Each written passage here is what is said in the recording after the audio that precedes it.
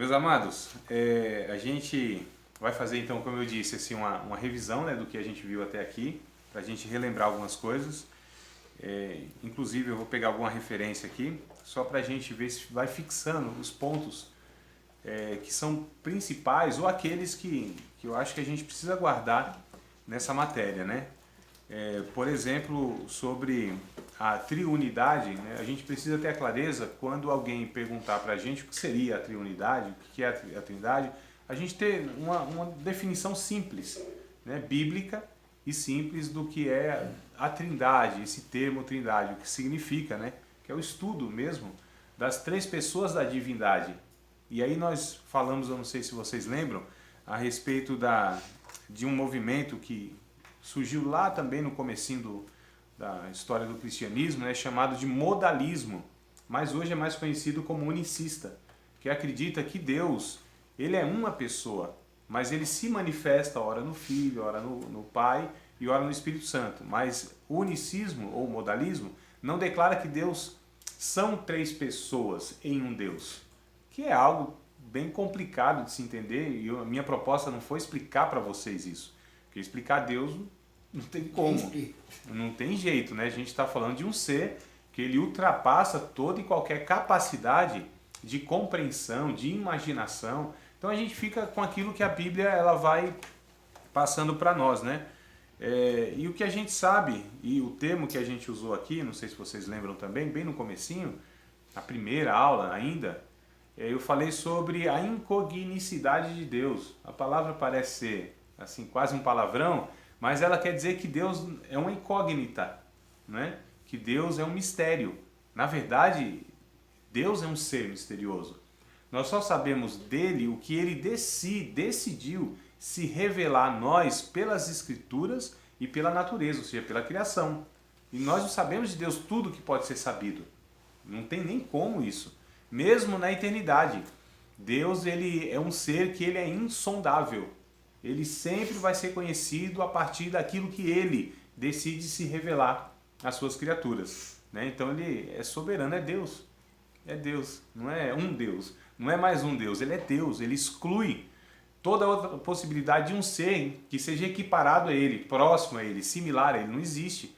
E aí nós falamos a respeito dessa soberania de Deus, ele está acima de tudo e acima de todos, ele é criador, né? Quando a gente está falando de Deus, sempre tem que vir na nossa mente a trindade, sempre a trindade, ou seja, Pai, o Filho e o Espírito Santo, igualmente com os mesmos atributos, mesma essência, mesma natureza.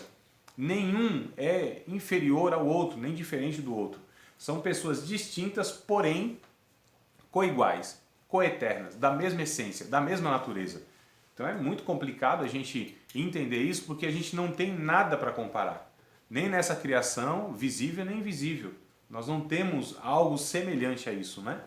O que nós temos assim que se aproxima, que daria para a gente... não é comparação, mas para que a gente pensasse que existe um ser que, embora sendo um, ele é mais de um, que somos nós, que é o próprio ser humano, que foi feito, inclusive, a imagem conforme a semelhança de Deus. Qual é a imagem e a semelhança de Deus? Justamente isso. Sendo um, é mais do que um, né?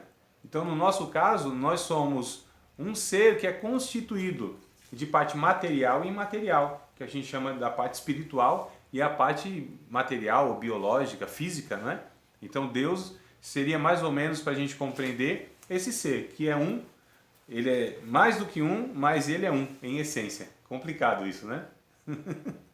Então, amados, a gente vai percebendo aqui que existem algumas verdades a respeito de Deus, que elas não são encontradas na Bíblia diretamente, mas eu tentei passar para vocês, que foi a questão de como Deus estava, como Deus se encontrava na eternidade. Vocês lembram?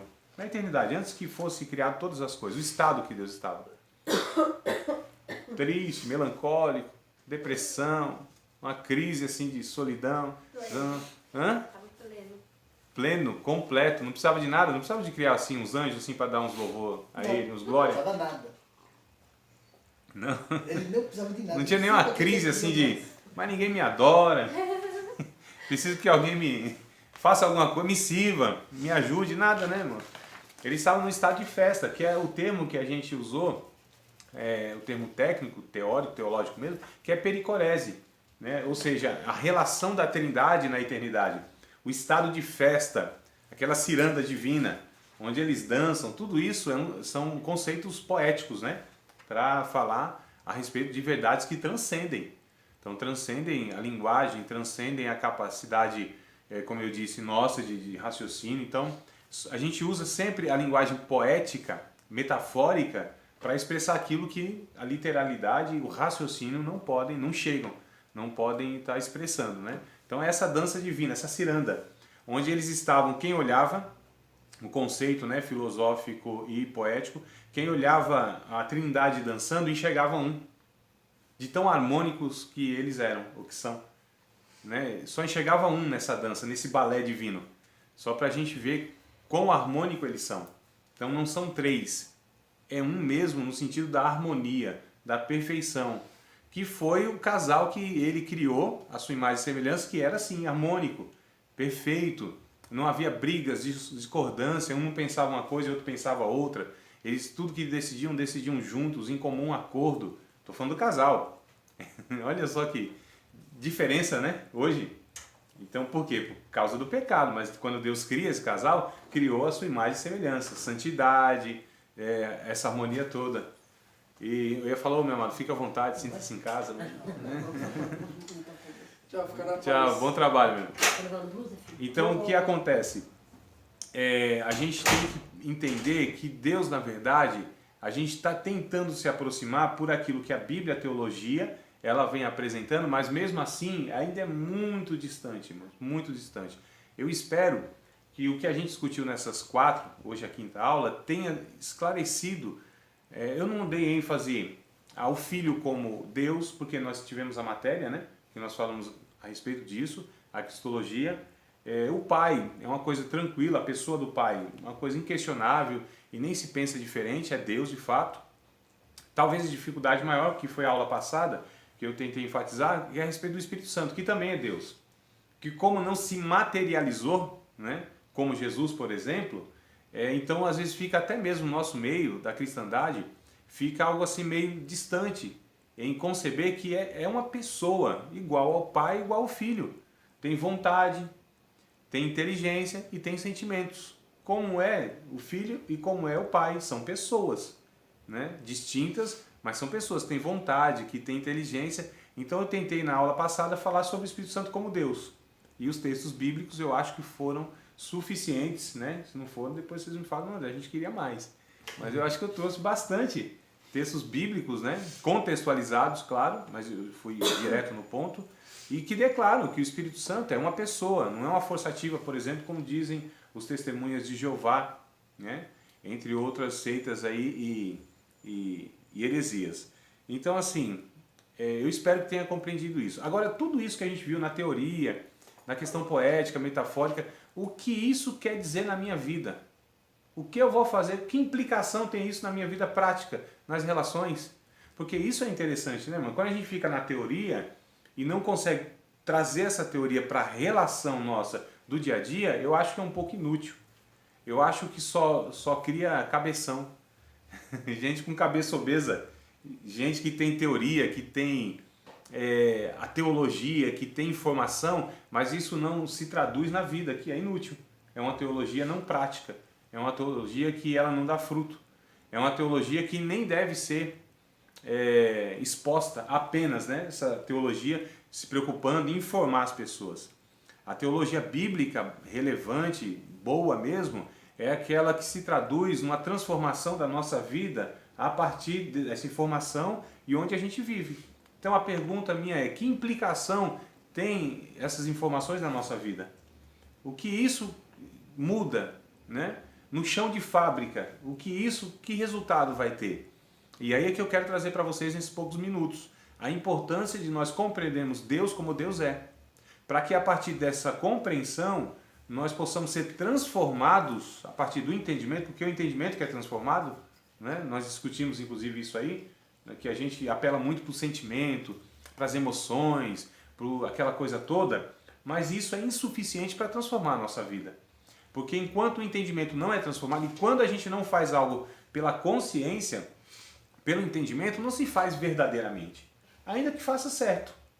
Mas é igual assim, tem pessoas que sabem fazer algumas coisas, mas elas fazem. Agora pergunta por que está fazendo, não sabe. É a teoria do Chicó, né? Não sei, só sei que é assim. Né? Mas a gente precisa servir a Deus com consciência, com entendimento. É isso que a Bíblia ela nos ensina. Servir a Deus com todo o nosso entendimento, toda a nossa alma, todas as nossas forças. Não é isso que a Bíblia diz? Então, o entendimento, ele precisa ser transformado biblicamente para que aquilo que eu faça como fruto de um entendimento. Não é porque fui adestrado. Não é porque me falaram que tem que ser assim. Não é porque a religião, ela me fez uma pessoa que repete as coisas sem consciência. Aí não é pelo fruto, não é o resultado da transformação pela palavra. É porque alguém disse, o professor disse, o pastor disse, o líder disse, e tem que ser assim, né? Tem que fazer assim. Mas por quê? Aí não sabe o porquê. Então não é a consciência transformada. Mas que implicação tem isso? Irmãos, quando nós entendemos quem é Deus, que é uma família, essa trindade ou triunidade que trabalham para resgatar a humanidade, mas antes que eles possam trabalhar para resgatar a humanidade, eles são aqueles que se servem mutuamente. Olha que coisa interessante, irmão. Aqueles que um não chama a glória para si e sempre para o outro. Isso nós discutimos também, lembra? Né? Que o Filho glorifica o Pai, o Espírito glorifica o Filho. Lembra dessa questão? Então, nesse entendimento, nós vamos viver mais adequadamente. Que implicação vai ter quando a gente entende Deus como uma família? A gente só pode ver como Deus vive, como Deus é, refletindo então a sua natureza, ou seja, vivendo como uma família, vivendo numa coletividade onde o individualismo não tem vez. Né? Embora haja a individualidade, que é a condição de que cada um de fato é um, mas que esse um não vive para si. Esse um não espera que os outros o sirvam. Esse um, ele não tem ele como sendo a finalidade última da sua vida. E imagina se a gente vive isso no casamento, na igreja, na empresa, na vizinhança. Imagina só, amados. Né? Então essa é a implicação que tem em compreender Deus. Porque nós somos imitadores de Deus. Devemos ser imitadores de Deus. E imitar Deus na sua natureza é o principal. Não é no seu poder, não é na sua soberania. Nós imitamos Deus na sua natureza. Ou seja, Deus é este Deus que é uma família. É esse Deus que um se sacrifica pelo outro, para que o outro seja visto. Não é? E não se importa nessa dança divina quem apareça. Isso não importa. Isso é o menos importante. Se quem foi, porque Jesus, quando operava milagres, quase nenhum milagre que Jesus realizou, as pessoas glorificavam a Jesus e sempre o Pai. Bem diferente de hoje, né? Quando você vê alguém operando milagre, quando vê alguém trazendo uma mensagem assim que é arrebatadora, quando vem um professor e traz assim um ensinamento sapiencial, um negócio assim espantoso. Então quem é o destaque? São essas pessoas, bem diferente do que Jesus era. Como homem, ele levava as pessoas, embora a sua sabedoria, embora os seus milagres, levavam as pessoas a glorificar o Pai. Então essa é a implicação que deve ter na nossa vida, na compreensão de quem é a Trindade. Expressarmos Deus como de fato Ele é, na coletividade, na família. Quando a gente vive em comunhão, nós expressamos Deus. Quando a gente vive como igreja, como corpo, a gente expressa Deus. Quando a gente vive num serviço sacrificial, ou seja, a gente vive amando, irmãos. Não existe amor sem sacrifício. Todo amor, e o amor verdadeiro, só existe um amor, ele é sacrificial. Se não me custa nada, não é amor. Se o que eu faço não implica sacrifício, não é amor. Se o que eu realizo, a pessoa a quem dirijo alguma coisa, se eu não me dou a essa pessoa, se não me sacrifico por essa pessoa, ou por essas pessoas, não é por amor que faço, é por qualquer outro motivo, irmãos. Olha que coisa interessante. Então, amor implica sacrifício. Foi o que a Trindade fez, se sacrificou. Em uma das suas pessoas, se reduziu a uma criatura, sendo o Criador, que é o próprio Cristo.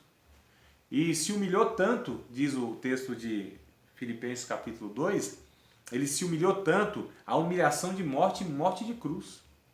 Olha só, aniquilando-se da sua natureza divina, assumindo uma natureza humana limitada na mente e no corpo de um recém-nascido. Dá para imaginar um negócio desse, irmãos?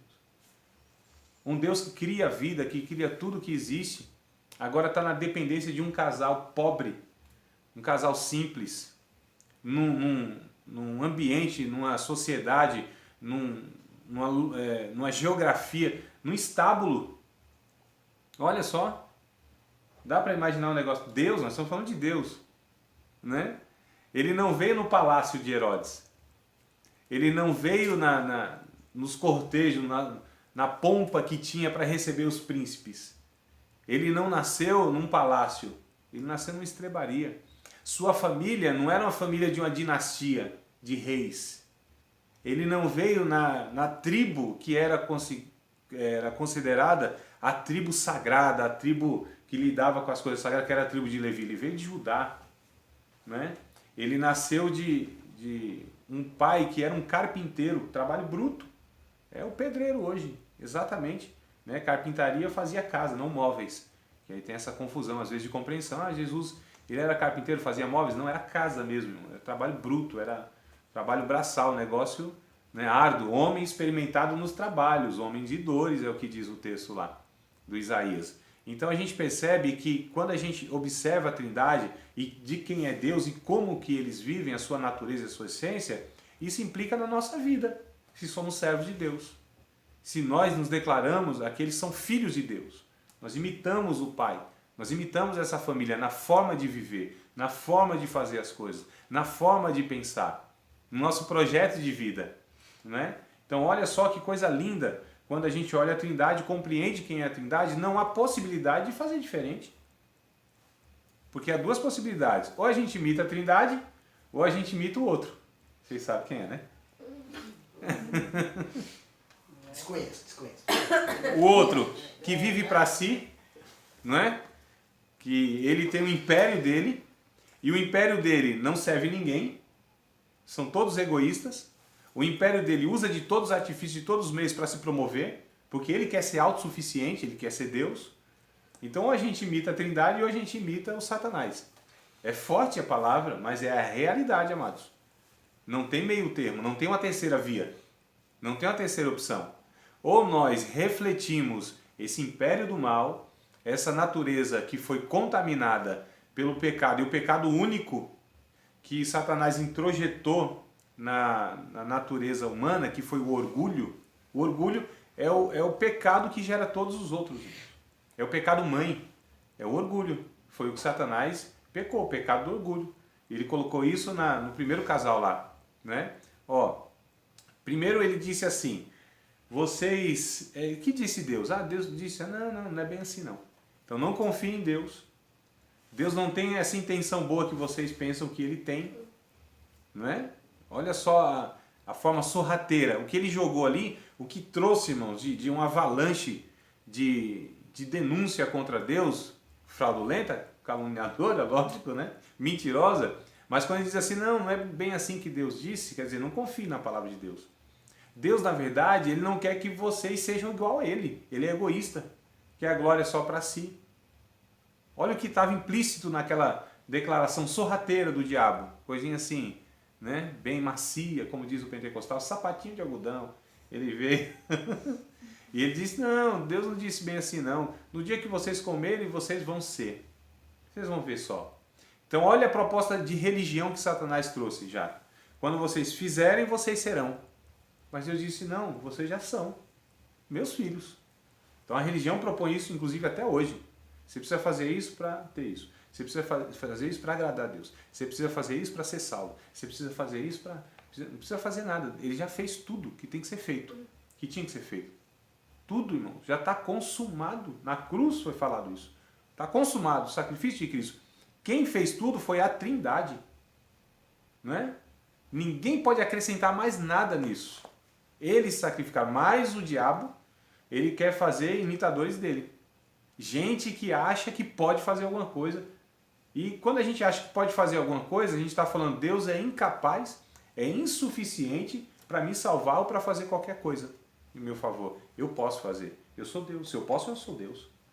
A proposta é essa. Em última análise, é essa quando assim, não, eu posso fazer alguma coisa, eu posso me santificar, eu posso realizar alguma coisa. Quando eu posso, o eu, esse negócio de eu aqui é complicado demais. O único que pode falar eu é Deus. E ele disse, eu sou. Porque eu não sou. Ninguém é. Nós estamos sendo, no ser de Deus. Lembra que eu falei para vocês? Bem lá atrás, né? Então quem é de fato? É Deus. Nós não somos. Nós derivamos desse ser de Deus. E aí nós estamos sendo. Por causa do ser de Deus. Então ou a gente imita um ou imita outro. Ou reflete um, reflete o outro. E quando, por exemplo, nós nos dividimos como corpo, a gente expressa mais o nosso pecado, essas divisões que nós temos. Estou falando de denominações, eu estou falando da nossa incapacidade de conviver. Porque assim, irmão, passou de uma pessoa dá problema, hein? Na convivência, né? Quando não, uma só já não se... Tem gente que é tão complicada que se ela morar sozinha, ela deixa um bilhete e foge de casa. Né? Quem ainda coloca, o bilhete é verdadeiro. Isso aí eu vi, mano. É interessante, né? Então, é pego na mentira, né? Diante de Deus é isso aí, é exatamente isso aí, mano. Diante de Deus é isso, mas vocês pensam que pode me enganar? A questão é que não existe em cima do muro, né? Não tem neutralidade na vida espiritual. Não existe neutralidade. Ou nós resultamos em uma outra natureza, ou a gente reflete um ou outro. Não tem neutralidade.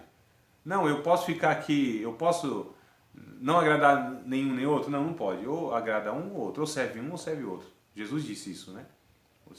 Inclusive, o profeta, não sei se foi o profeta, não, foi o Josué que disse.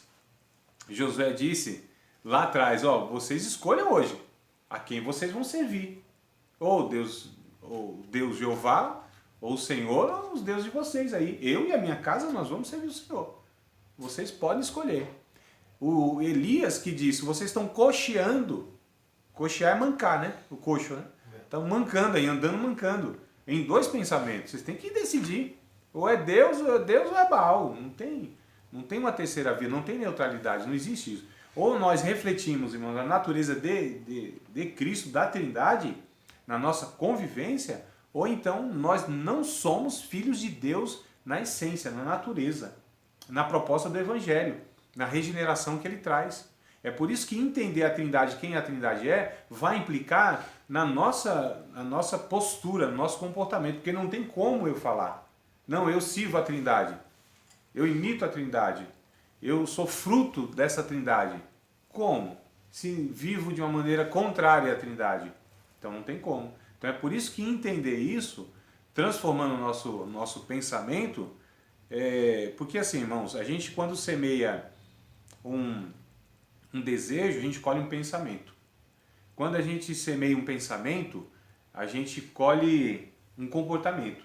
Quando a gente semeia um comportamento, a gente colhe um ato, né?